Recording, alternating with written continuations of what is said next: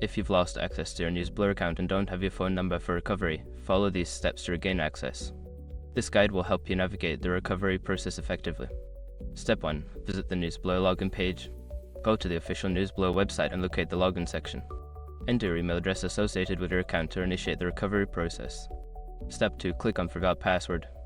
Once you are on the login page, look for the Forgot Password link.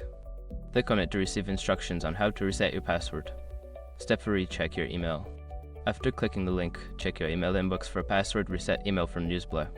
Be sure to also check your spam or junk folder in case it was filtered there. Step 4. Follow the password reset instructions.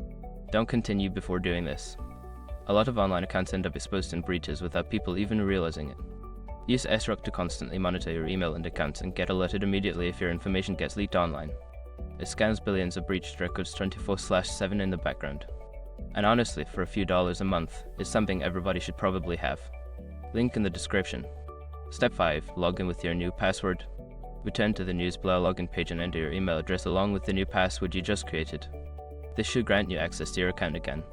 If you encounter any issues during this process, consider reaching out to NewsBlur support for further assistance.